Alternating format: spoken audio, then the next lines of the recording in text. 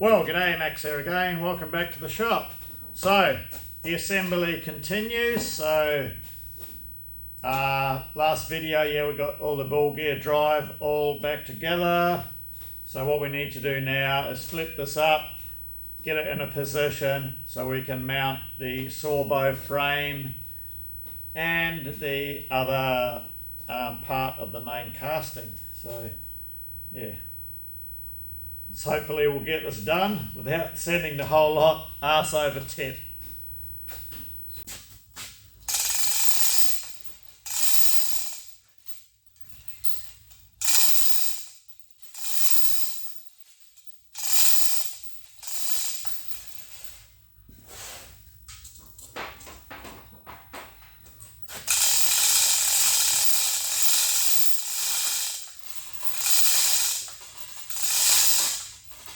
We'll get to a point where this will want to flip over the other way because there's a lot of weight on this side of the casting.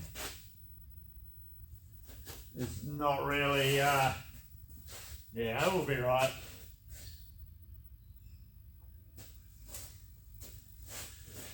Gave me a way I could sort of control it a bit better, come along. Yeah, let's do that, I think. I'll put a come along on it, just so we've got a bit of control.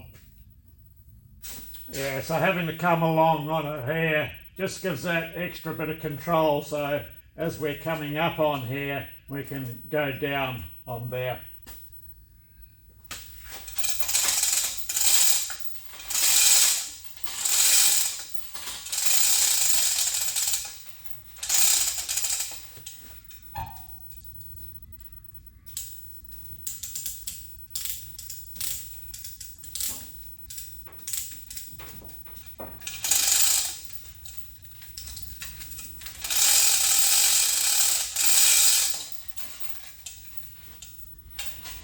Perfect.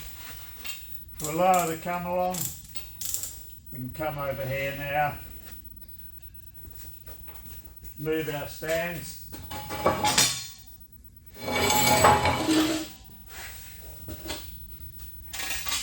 Come down on the main chain block, just bring it closer to the bench.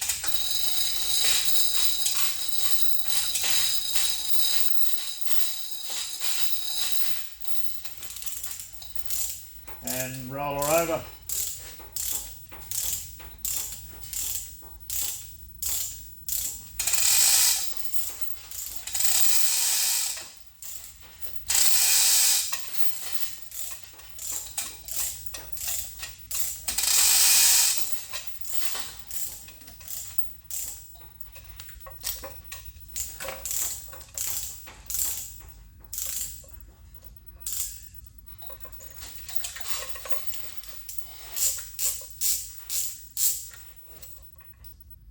Perfect.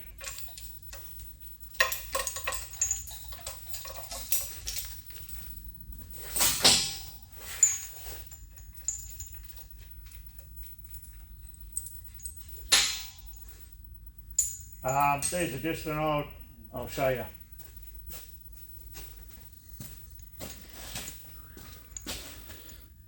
I use a lot of these old Caterpillar lifting tags. Great for rolling parts over.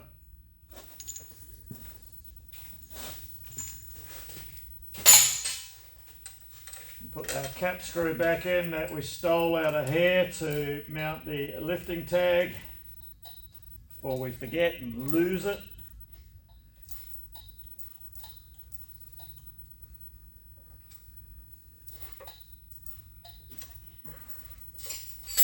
Okay, so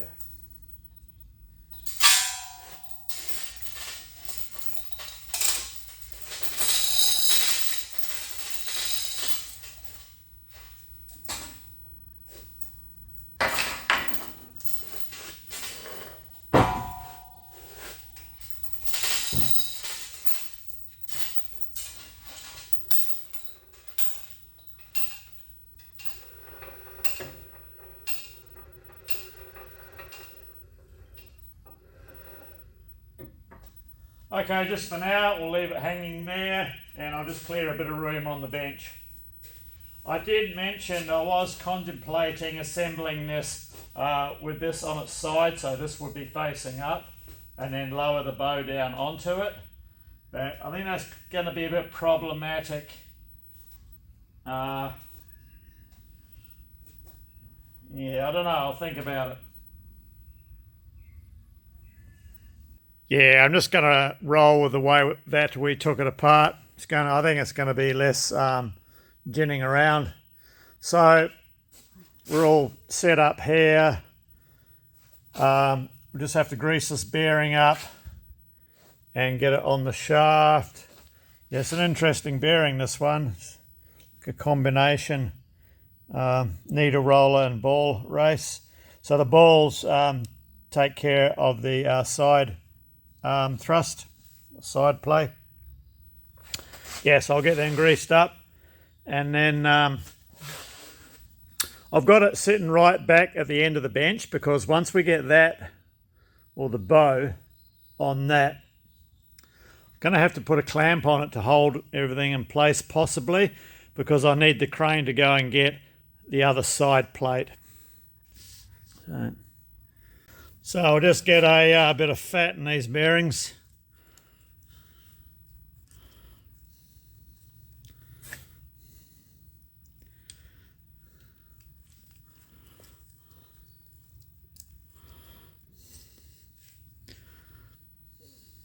This one has a grease hole. Wonder if it does anything.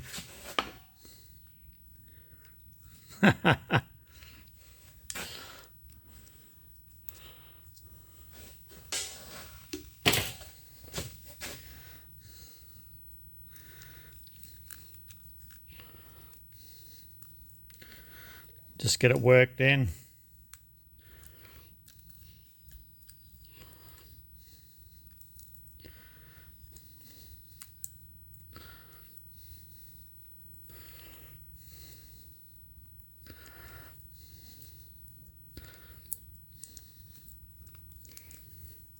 Massage it in.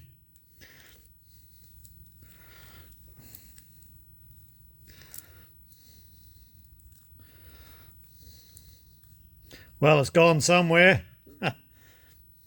Okay.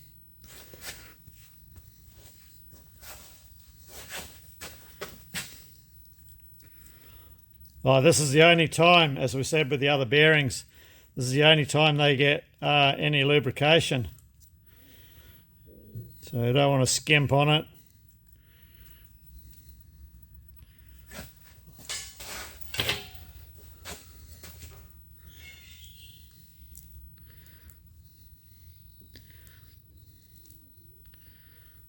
Okay.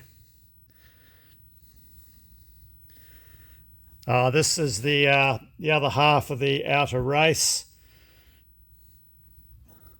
where the balls for the ball bearing end. Yeah, it's a bit of an unusual bearing.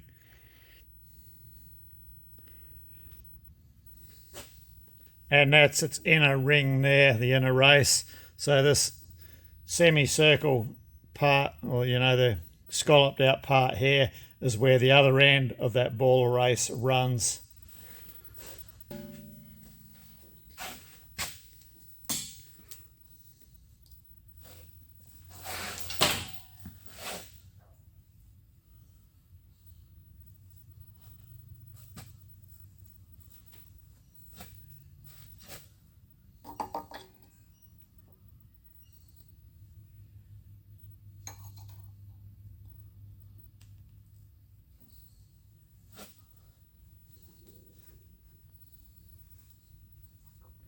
And last up, there's a retaining circlip.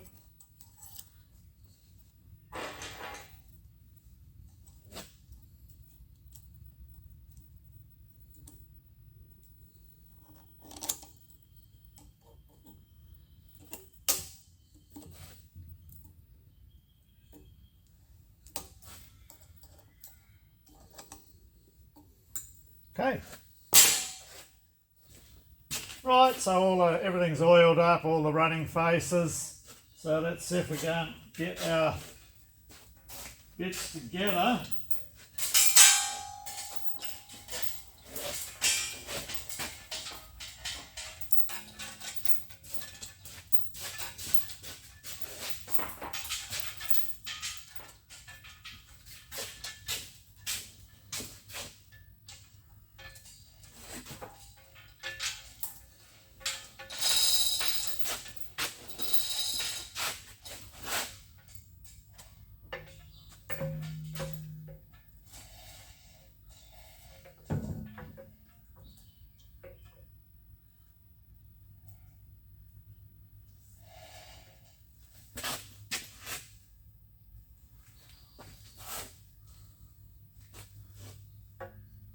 Okay, so this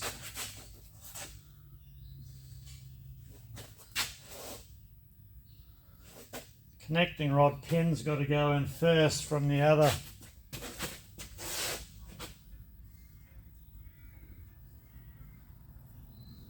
Okay, that's going to be a bit of a mission.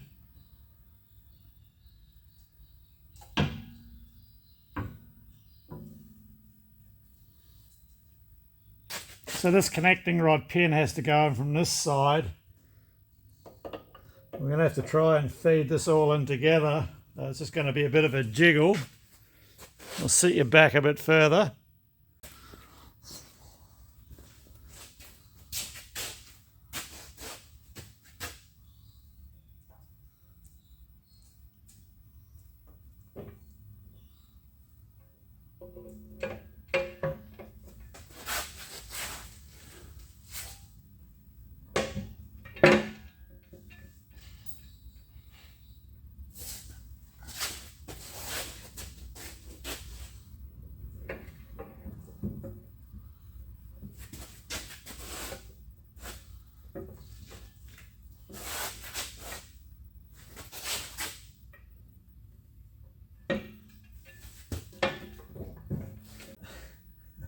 I'll bring you back when I've got this connecting rod connected up.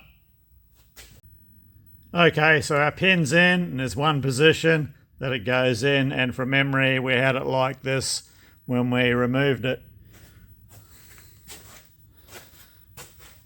So yeah, it's it's all up in up underneath there. Right. So, German engineering at its finest. I would expect nothing less. So we should be able to jiggle this into more of its normal running position. This block's out of here because they're redundant now. So we go down on the chain block, up on there, up on the come along.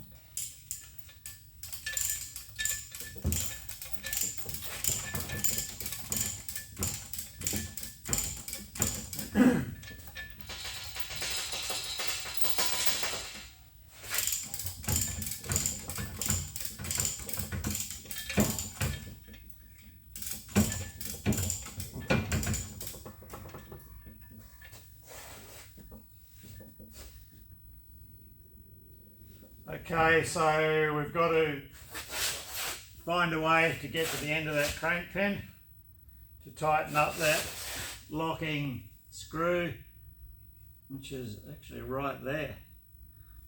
I think I can get that with a Allen key socket.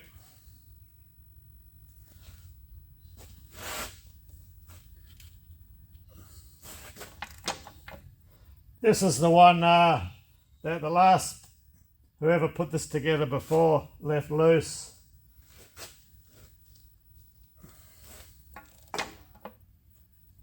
No wonder. Okay, that'll do that.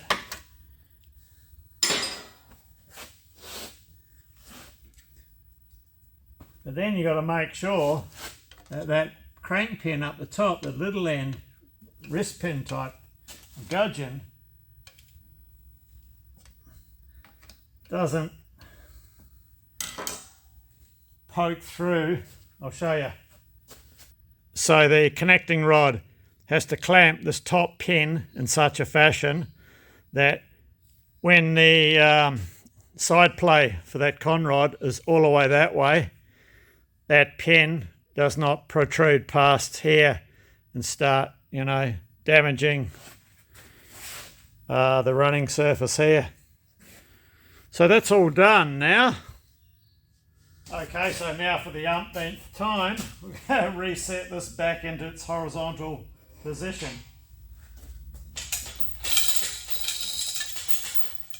Wouldn't have been able to, yeah. I was thinking of doing it the other way. There's no way we would have done it. So this is the only way to do it that I can see.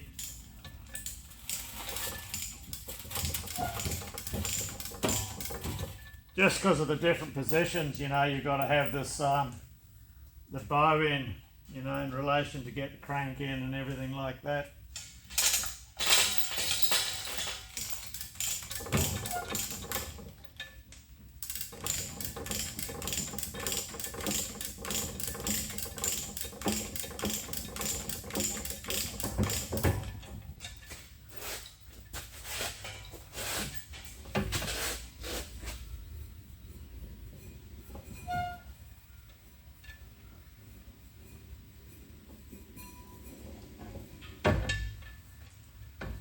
So I'm just turning the pulley input drive just to make sure everything's somewhat free so far. And yeah, beautiful.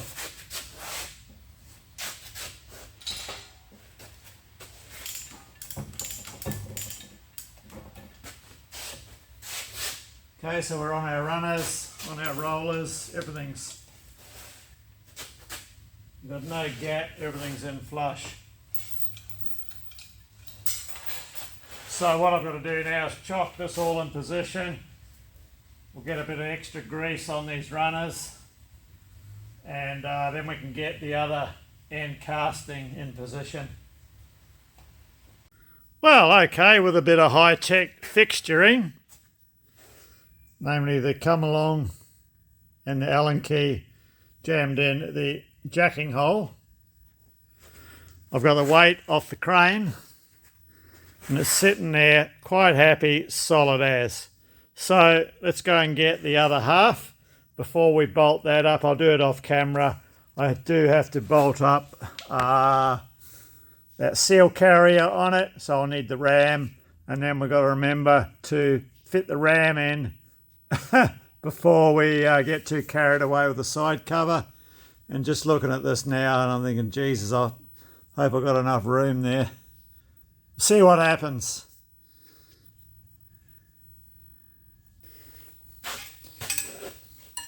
Yeah, so just putting the other seal carrier in.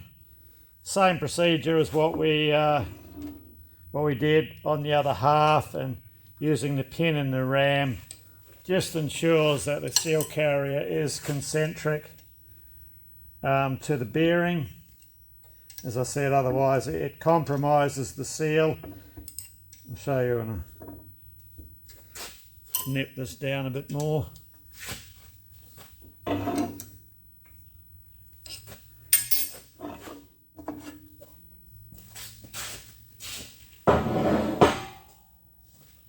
Yeah, if the seal plate's not centered, one half of the lip seal won't be fully energized onto the shaft. This looks good.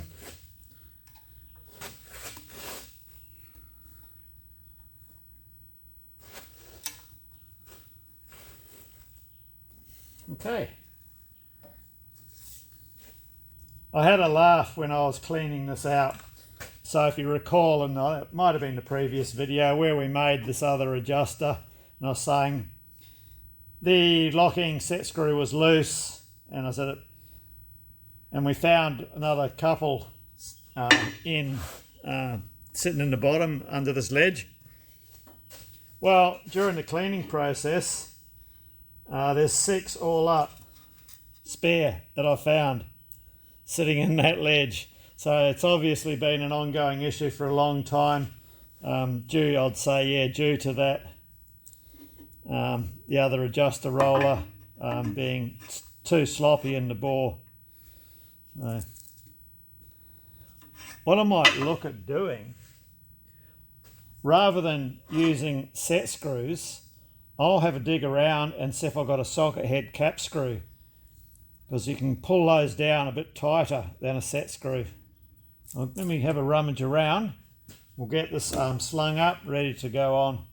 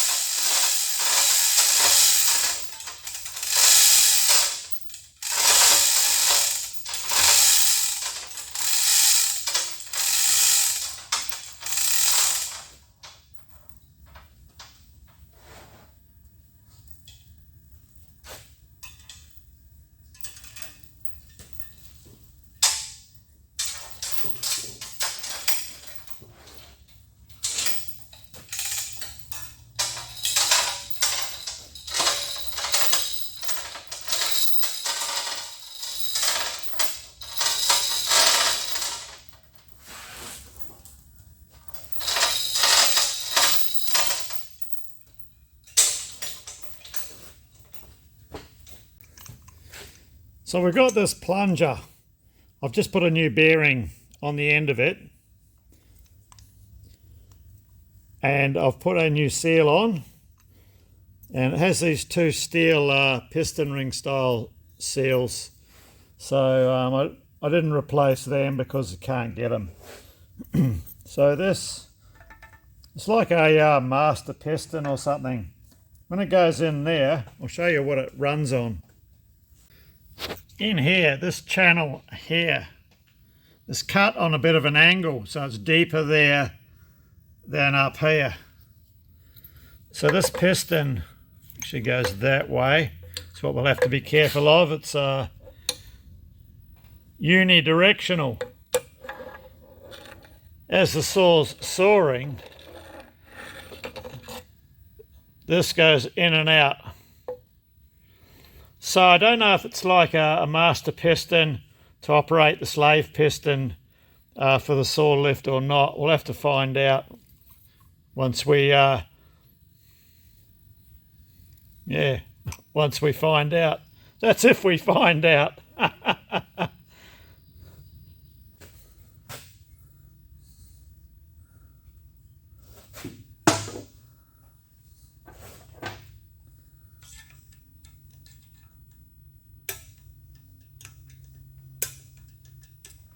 It's just a spring-loaded ball bearing check valve down in that hole there. Now, plenty of Texas T around this, and around this, and that, and our seal, and these rings. So this has a guide slot, so yes, it can only go in one way, and this spigoted like a dog point on the end of this cap screw lines up when it goes in the hole down yonder.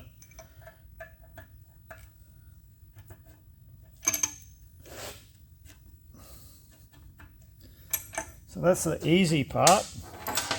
Now we've got to deal with these piston rings. I don't know if they're going to be friendly, or I've got to oh shit, make something to squeeze them in. They're a little bit skinny, you know, because sometimes you can use a zip tie, but these are a little bit skinny, these buggers. I sort of need 2 sets of hands, so I could probably squeeze them in like that.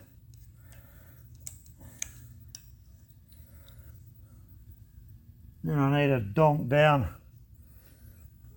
with something.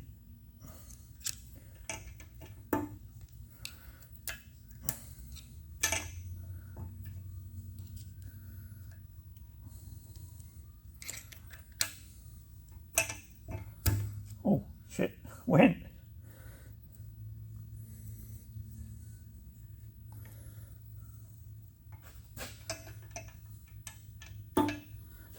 There's a pretty good lead in, you know, at the top here for them, so.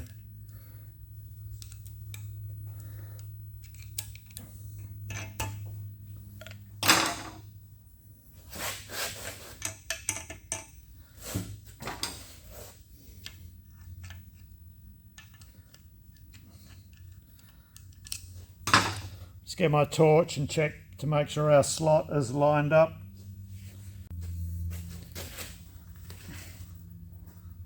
And it is.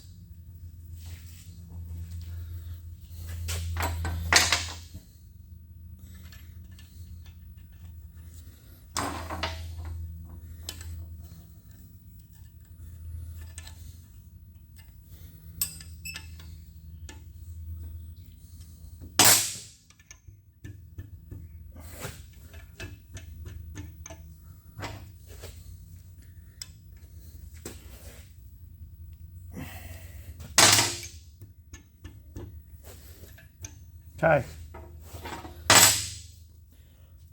Well, I think we're ready to get this up and offer it up to the other part and see how we go.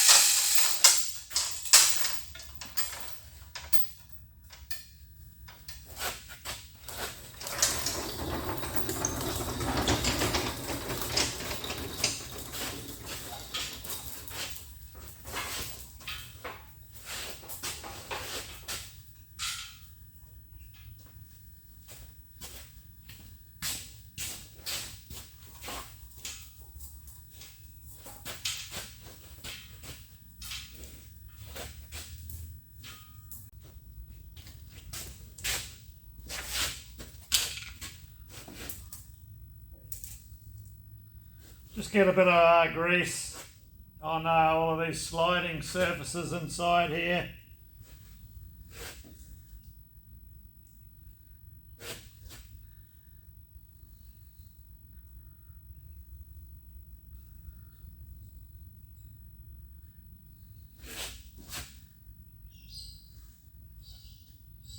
Plenty of it because, you know, it's the only time it's going to get it.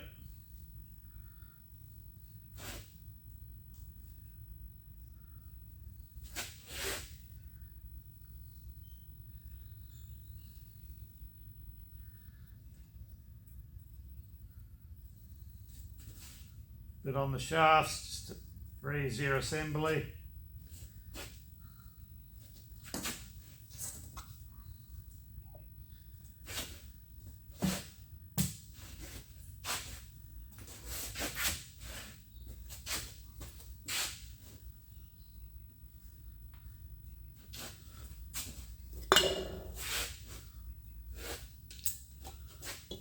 Extra oil.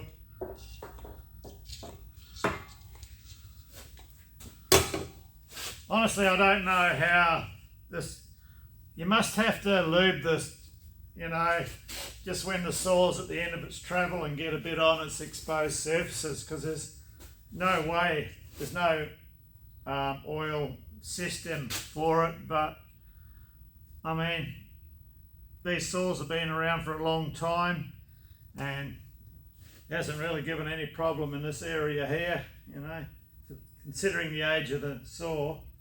So I guess, yeah, you just must dribble a bit of oil down. I'll just put a bit on this roller. I might get some 220 whey oil, because I can use that on other things in my workshop, and that would probably be good oil for this sliding surface. The lubrication recommendations in the manual, they're very generic, you know, so it's not really specific in this area. What have we forgotten? Cylinder.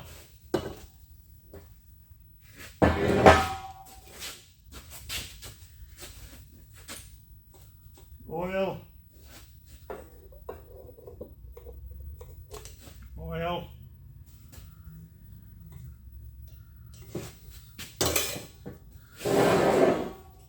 Once again with this, you can go, has to go that way. There's a breather hole in there which, you know, should be at the bottom.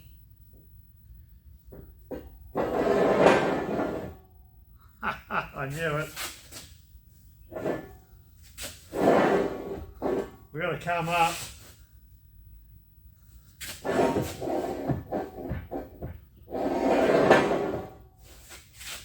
About 3 millimeters.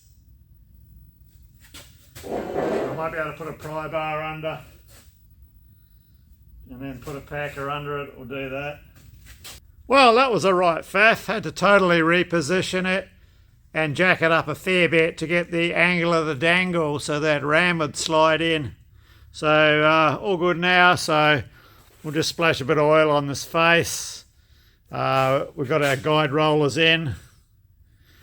Everything's all greased up, and hopefully when we put that on that will still pivot and not jam up.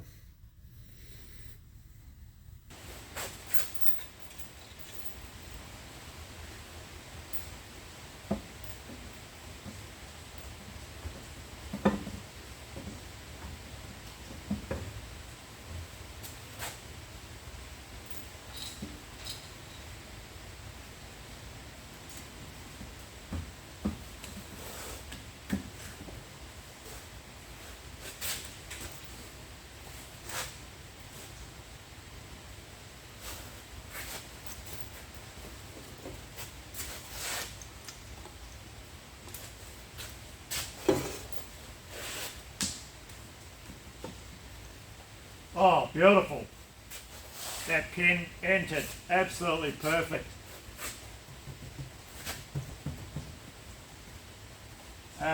Couldn't have been better. Okay, so we need to sneak this sling out.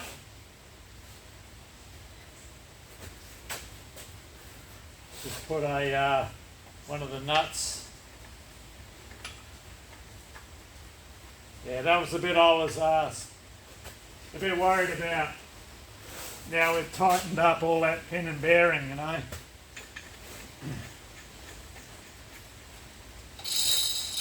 Whoa. Okay, we can't do that yet.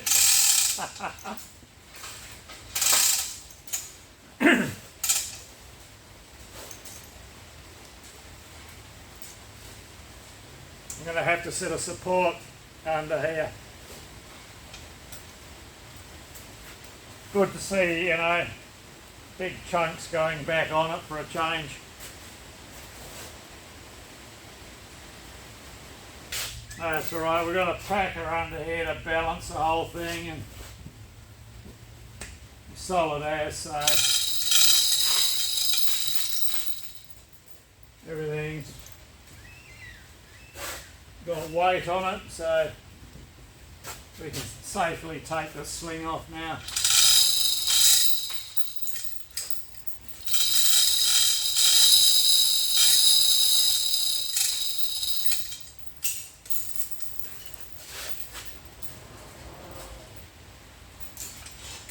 Okay, well that was a mission and a half. So I've just got these adjuster nuts here and here, just temporarily, like not tight but nipped, and these nuts set the clearance where the bow runs in these side castings. So I think where we're at now, we can get the bearing on here. This hydraulic cover can go back on. And once we've got the bearing on here, we can sit this back in the base. Then it's sitting solid, it can't fall over, and then that allows me then to manually operate the saw so we can make the adjustments for these upper and lower rollers, and they control the play that the bow has within its captive casting. So yeah, that's the plan. Well, okay, it's 5 o'clock.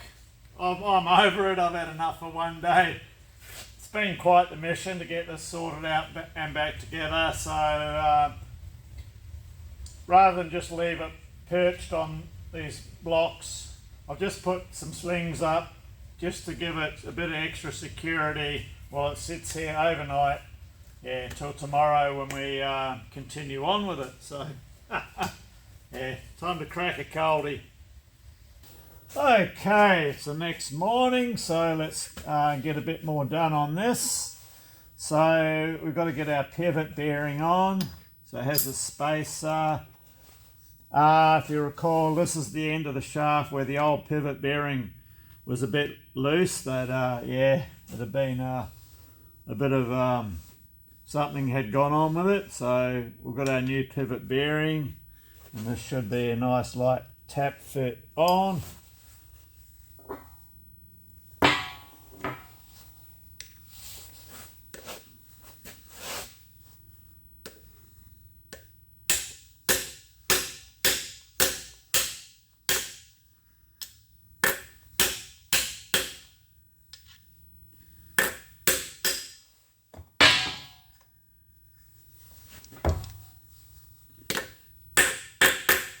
like that. Perfect. So yeah, after yesterday's session where we got all our cover back on, and I was sitting down having a couple of beers just thinking about this thing at the end of the day, and it dawned on me why they put these little tabs on the old adjuster holders.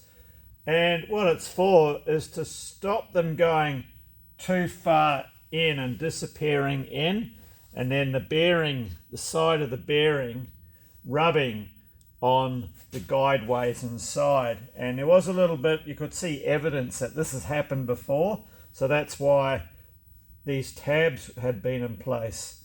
So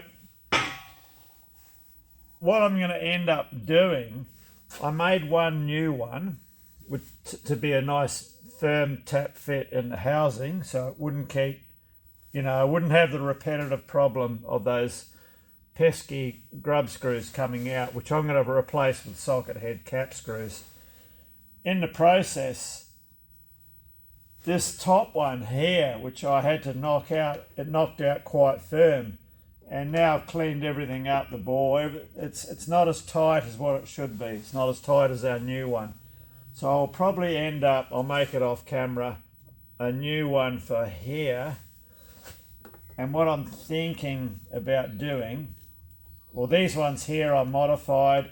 I drilled and tapped a 10mm hole in the end of them both, because once they're in, if they're tight, there's no way in the world you're going to get them back out.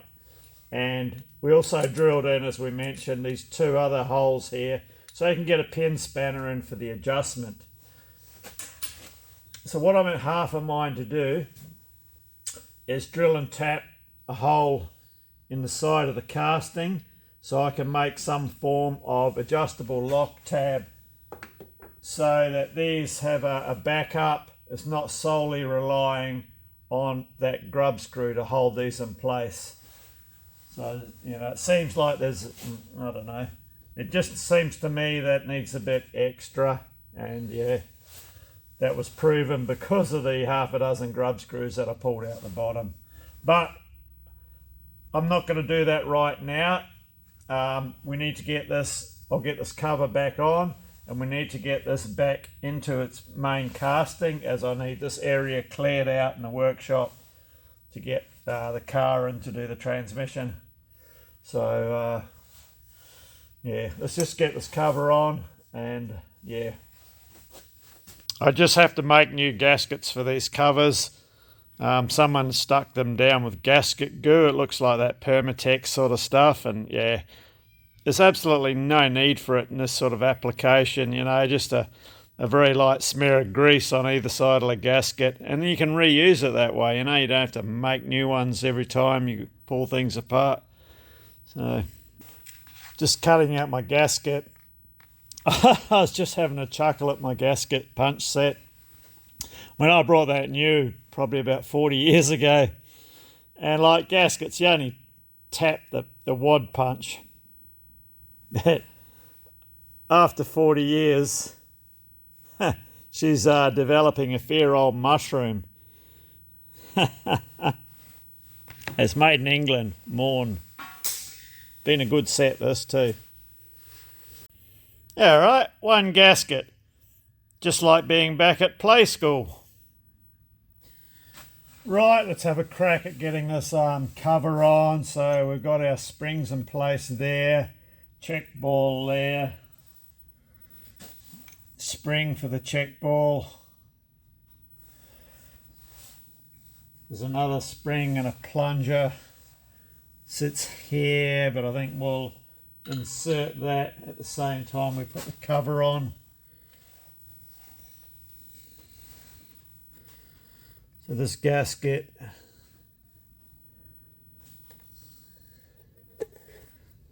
goes on there. I'm just using the grease to stick it down, hopefully.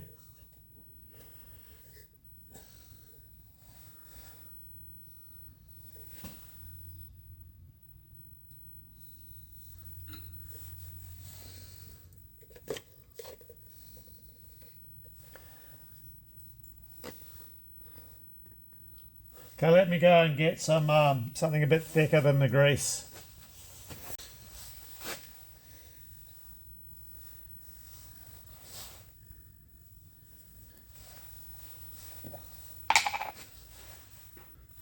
Got the old tub of boy butter.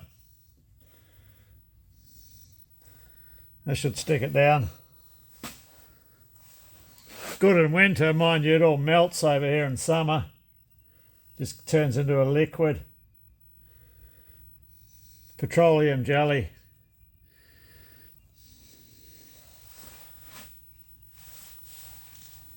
Hopefully that might give us a bit more stiction.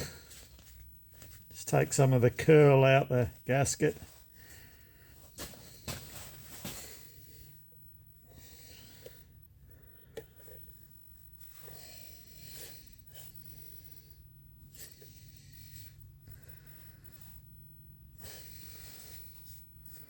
That's what we want. Now the tricky part is going to make sure that this spring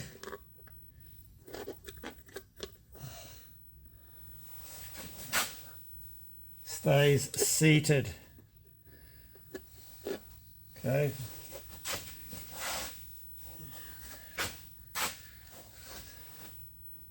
Just making sure it's on its seat internally. Okay, I think we're good for the cover. There was a little O-ring on this plunger shaft which I have replaced already.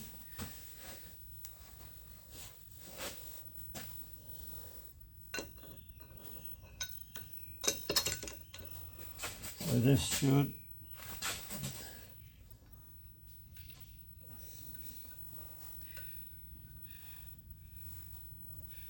okay, now we're going to be fighting the springs.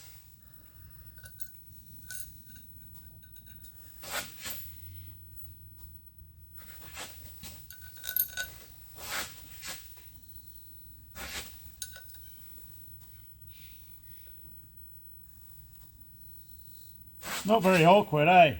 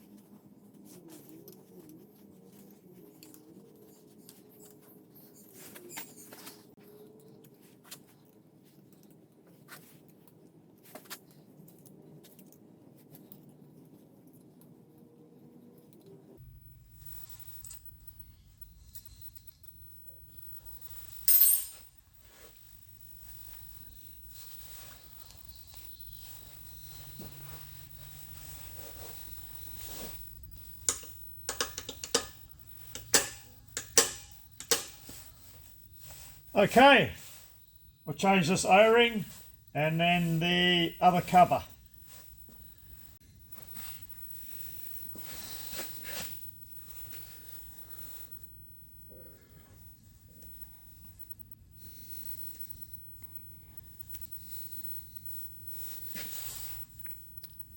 I'll go round up a replacement. Well, we'll just have to hope for the best with this one. I've got the next section up. I've got either side of it, but not this one. It's like a 3mm section, about 15mm ID. Bit of boy butter on it.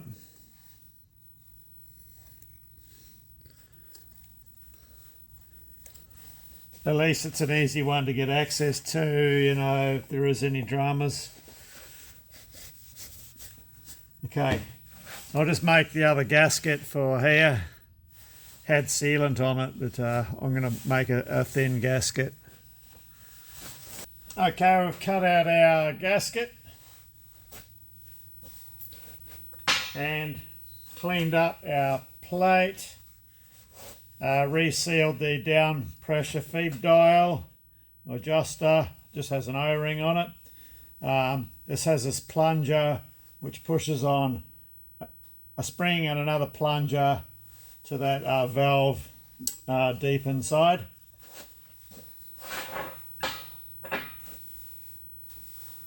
So yeah, a bit of boy butter on the joint surface.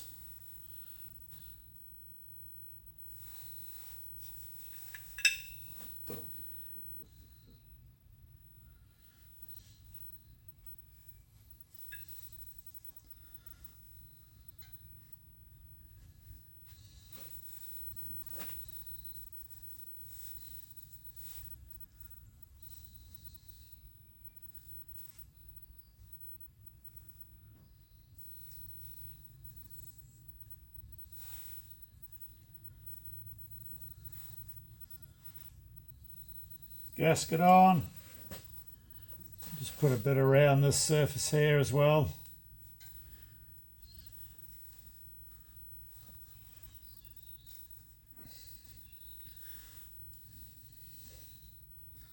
The other thing this stuff does as well is there are certain gasket papers that have a glue impregnated in them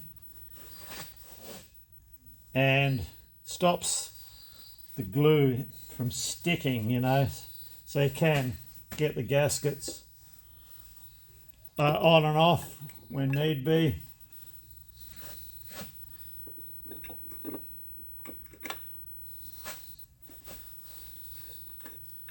That screws in, that goes over the O-ring.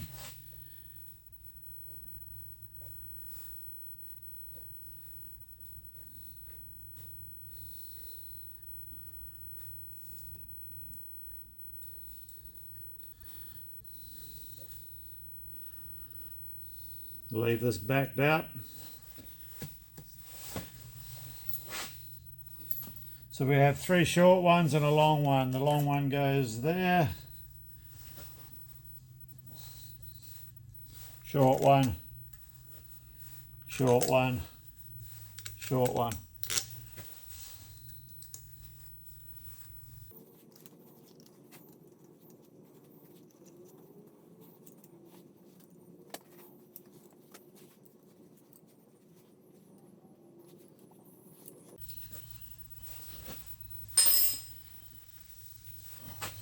Yeah, nothing worse than if you gasket glued these gaskets on and then during the commissioning process for the saw you got issues and you got to pull all this apart again.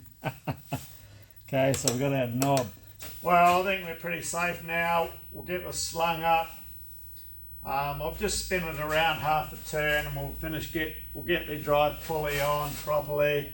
And yeah, I think we're ready to make the journey over to the cradle. Actually, while it's spun around the other way, we'll get the hydraulic oil pump back on it too first.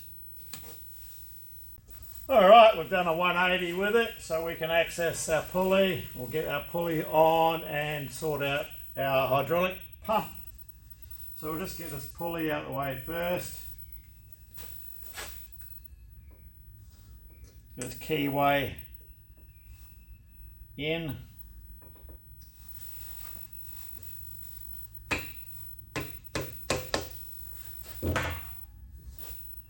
Lube on the shaft.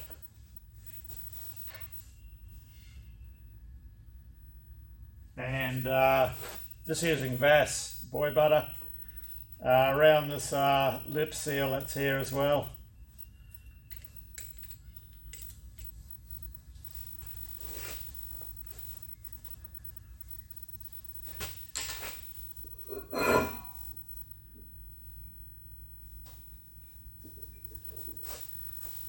line up the key, shut one eye.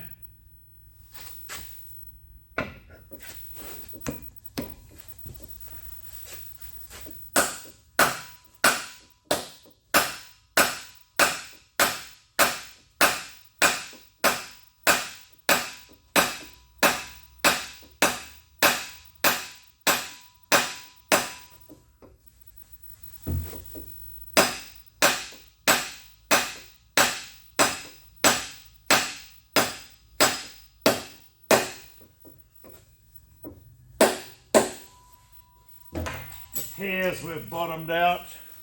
Nice fit that too. German precision.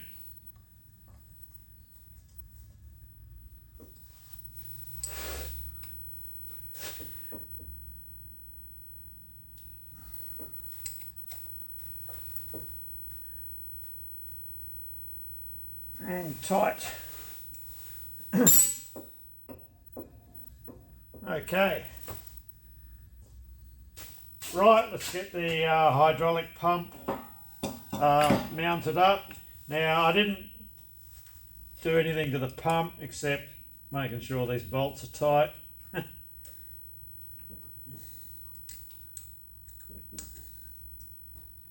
It's only, you know, it's a very low pressure system, so I'm not expecting any issues. What I did was take the fan cover off and spin it with my fingers, and the pump was making all the appropriate sucking and blowing sounds, so it should be fine. One thing I did notice that the cooling fins have all been broken off on the end, so she's been a bit of molestation gone on there at some stage in its life, but they were broken off a long time ago, as where all the broken bits are. It's all covered by green paint, so it was previous to the last time this saw got painted. So this just sits up. Hopefully we'll get it without having to reposition our timber blocks. Yeah.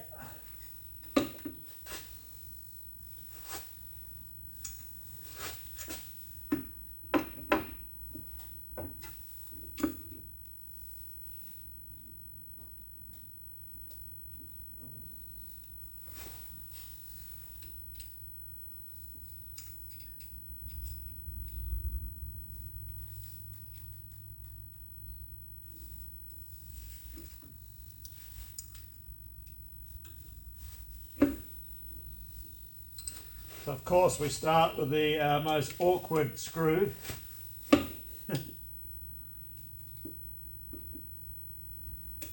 This just bolts to an empty cavity, so there's no need for any gaskets or anything like that.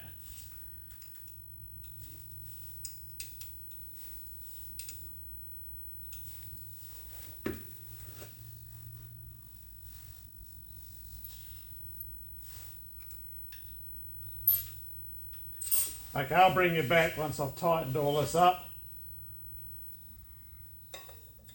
Seems good. Okay, that's the pump on, and that is the suction line for the pump.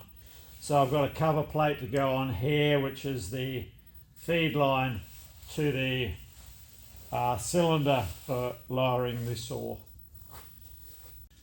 Actually, on second thoughts, I'll do all that when we've got it sitting in its base frame. Just going to be a bit easier. All right, so let's get it picked up and plonked in.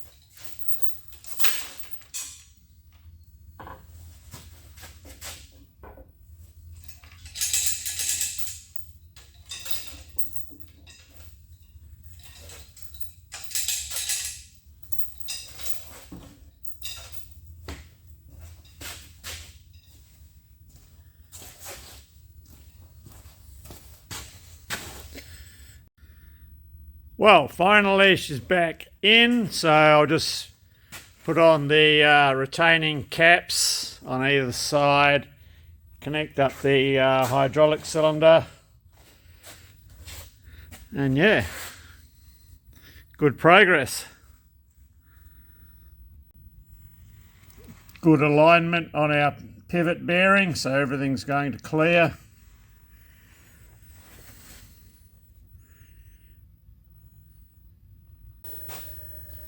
Okay, well, I've got all the caps on, the drive belt on, I filled everything with oil, plugged it in, given it a quick run. I didn't film it because it was a long process, there was a lot of mucking around, you know, getting everything connected up. So, most of it works. So I'll show you, yeah, we'll get it fired up and then we'll go through the other stuff I've got to address or find out what's going on. So for the saw up and down,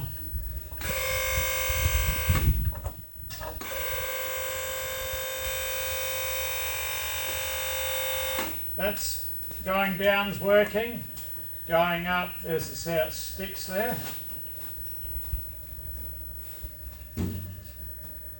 Tight, and then it does get going again. So I actually think that's an issue in that hydraulic cylinder. I wished I'd have checked the ovality of that cylinder because we flipped it end for end the barrel, and I'm afraid, well, I'm worried there may be a tight spot, it might be out around, so that cylinder may have to come back out. So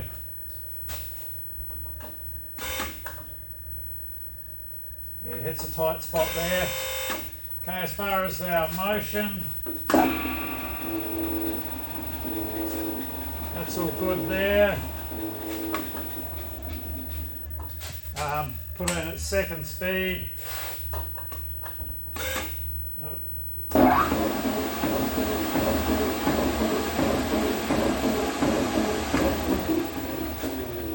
That's all good there. There are another 2 ranges of speeds, but you have to swap the belts over onto the other pulleys. I mean, I'd never use that anyway.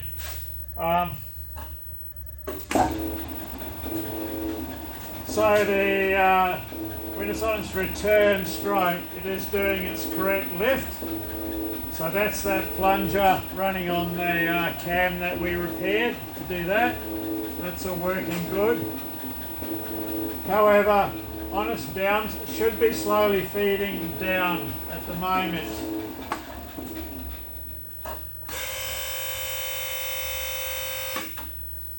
What I worked out, that other plunger, we had no idea what it's for.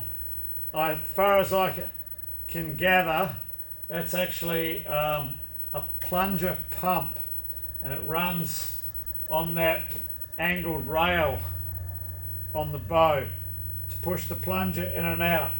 So that's what creates the down feed when you're cutting. The down feed here at the moment, that's just to get your bow down close to your job. So far so good with the majority of it. But what I can do, I can tee in here with a pressure gauge and just check the oil pressure feeding that ram when it hits its tight spot and see if I get a pressure increase. If that's the case, yeah, it's a cylinder.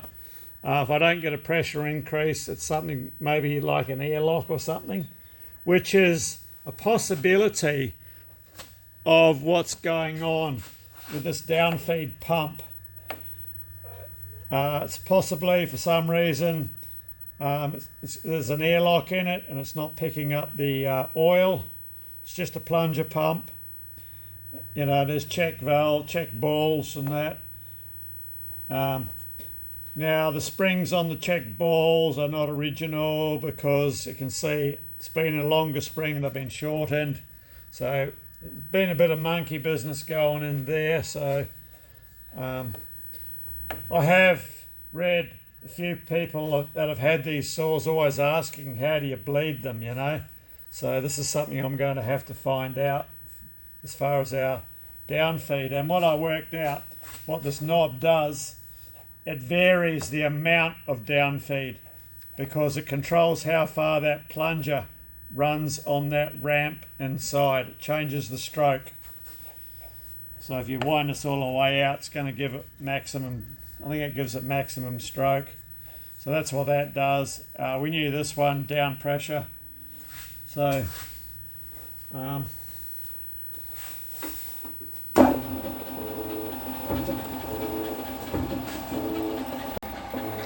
but yeah, it's all running lovely. Minor belt squeak. It's a new belt, so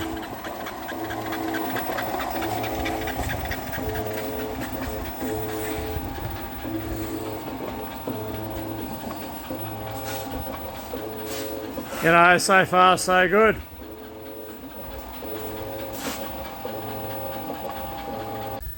Yeah, well, that was quite a session of nutting out what did what and trying to figure out, you know, what's going on. So hopefully, I think once I sort all that out, we'll probably have one more episode. We'll button everything else up and we should be able to do some test cuts on it.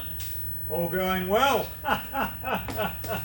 So anyway, cheers. Thanks for watching, and yeah, hopefully see you for its test cuts. We should, well, hopefully in the next video. So anyway, cheers.